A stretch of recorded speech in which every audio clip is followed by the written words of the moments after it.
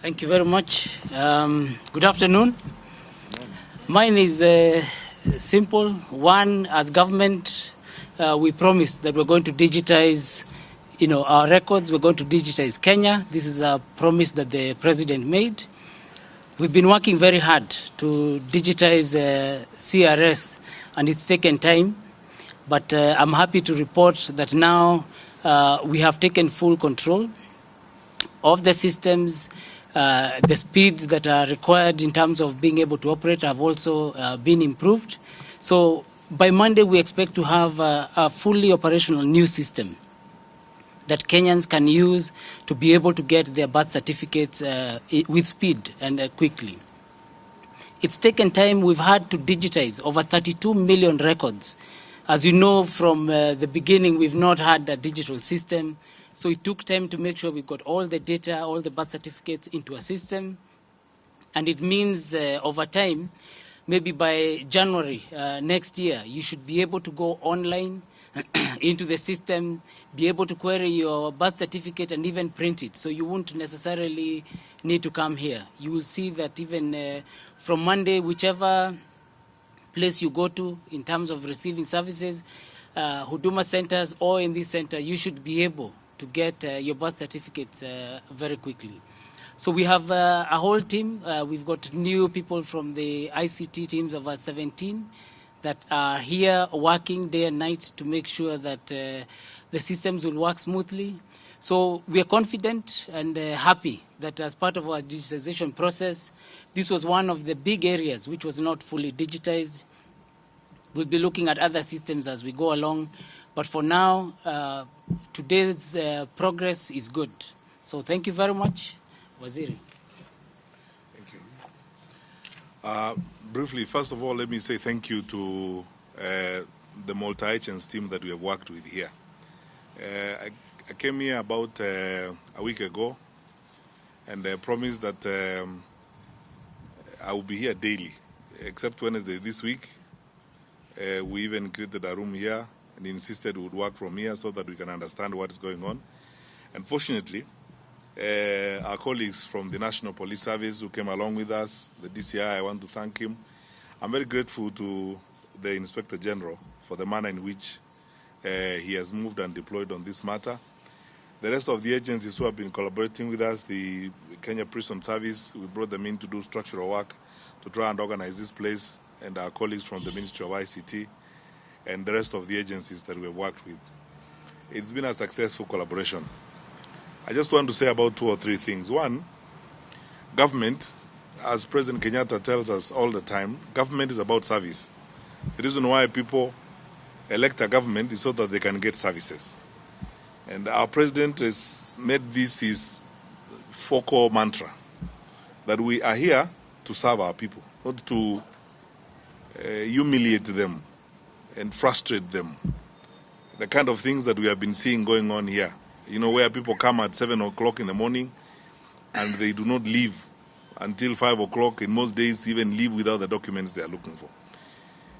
It is unfortunate that for a country of our size and our level of development, we can subject our citizens to that kind of behavior. That's why I'm happy with what the Inspector General has done. And from this day forward, this is how we are going to deal with the public service centers, especially those that fall under the Ministry of Interior. CRB, the issuance and replacement of identity cards, and we are going to move around the country in our field offices. Our regional commissioners and county commissioners are under firm instructions. Everywhere I have gone, even this week when I was in Kwale, I went to the CRS registry in Kwale to find out and meet ordinary wananchi to see how they are being served.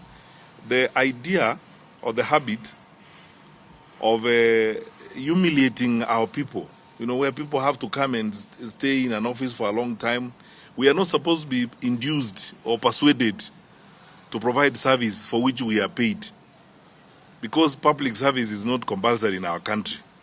If you do not want to serve, you can actually say honorably, I am sorry or I am tired, and go away. Instead of, drawing a salary every month, coming to an office and subjecting citizens of your country to the kind of humiliation part of which I witnessed here.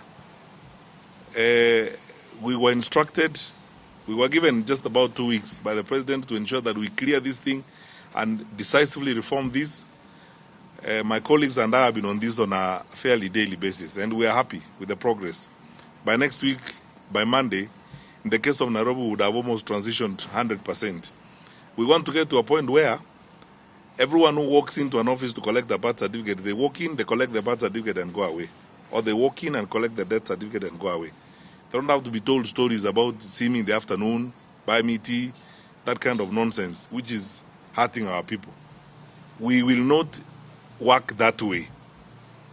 We are going to work as decent and responsible public servants. And we are going to be a little more stiff in doing this, because there are things that happen, as I was telling my colleagues in the meeting here, that there are things which you hope they will not, you'll not have to see in your life. We've done almost everything. You know, in the last 1 year and a half, we tried all manner of tricks with this department. Transfer some people, replace them with others, train them, give them a pep talk, sit down with them and explain to them, let's not frustrate our people. But you can see clearly in certain cases, all this was falling on deaf ears because people turned public service into a business. So you have to bribe before you can be given services. So we will continue on this trajectory, the aim being to ensure that we do what the people of Kenya expect their government to do, provide services to them in a decent and respectful way. So we will continue to work together in a multi-agency manner. And for now, because we are working on this transition, we are going to work throughout the weekend, day and night, to ensure that when we wake up on Monday morning, this office will be totally different. And the services will be 5 or 6 times faster than they are today. And all the 5 Huduma centers in Nairobi have now been reorganized to also provide service. I have today asked the regional commissioner in Nairobi, Mr. Njega, who's here with us, that by 1st of December this year, there will be not a single case of backlog in Nairobi. Issuance of birth and death certificate, not one case. Tutakaa sisi wote hapa. We have even moved one of our DCs and appointed a DC and moved them from their regular duties and brought a deputy county commissioner who to be in charge of this process so that we can focus on it and help deal with the anxieties of our people. Because parents are anxious, because January is coming, they need to take kids to school, they're looking for birth certificates. And I want to promise them they will not have that anxiety. We're going to sort this out completely and we will be done. Lastly, I'm, as always, thankful to you, our colleagues from the press, for your support on this matter. And let us work together. There's nothing more nobler than to be asked to serve your country, and we are all serving our country.